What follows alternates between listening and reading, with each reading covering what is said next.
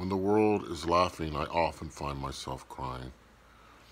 There's so much that the world finds amusing that is not amusing. It's actually sickening. I used to watch at least bits and pieces of the late night shows, and all they do is mock and scoff at the underprivileged, at the unsuccessful, and at the people that don't share their radical ideologies, and I don't laugh. But the audiences, all lemmings. That's how this world is, and it's sickening to me. It's so warped. It's the opposite of what it should be, and it's saddening. And it does make me cry. We're not here to be popular. It's like going back to high school, the popular kids and the not so popular kids, and the kids that were actually left out. I remember a girl committed suicide because I think she was so ostracized when I was in high school. No way. That's just wrong. So wrong. And I'm not patting myself on the back. There was something decent in me when I was in high school. I befriended, and maybe because I didn't have high self-esteem, I'm just saying, but I did befriend a lot of the kids that were on the fringe that no one bothered with. Because you know what? They're worth it. They're worthwhile. And this world is so full of lies and crap. When I was getting sober out in California, there were a lot of up and coming film stars. Some people I met who are now actually been on the cover of magazines and things like that. There was something, you said something so wrong in them.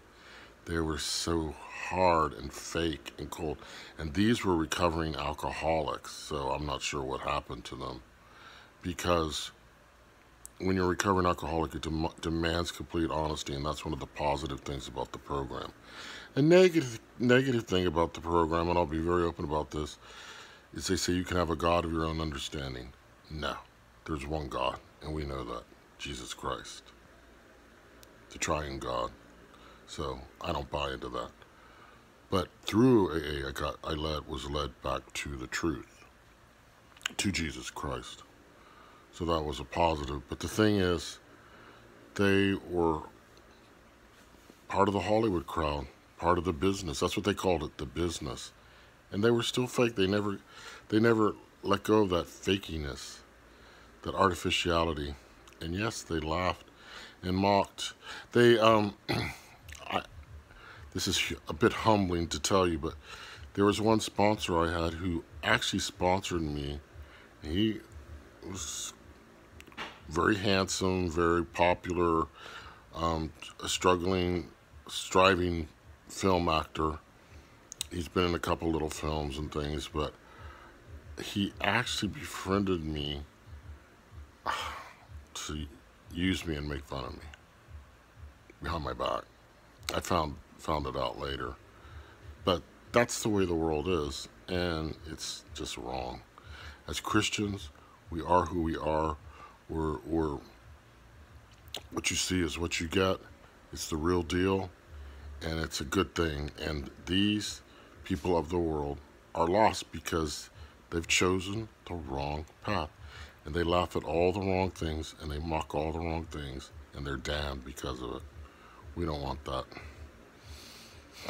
We've chosen the narrow path. We've chosen the truth. And I'll mention it again and again in many ways because that's what the gospel message is about, the narrow way. Few there are who find it. Few there are who even seek it because they want to go the way of the world. They want the success, the glamour. They want to be in the comfy offices up in the high rises. They want that Hollywood deal that's going to make them a big name, and they lose their souls. I don't think people make it to the top of anything now without some sort of compromise. I'm not going to say they always lose their souls, but that's the way of the world. You don't go to the top without compromise. I don't see it. I don't believe in it. I've seen the opposite.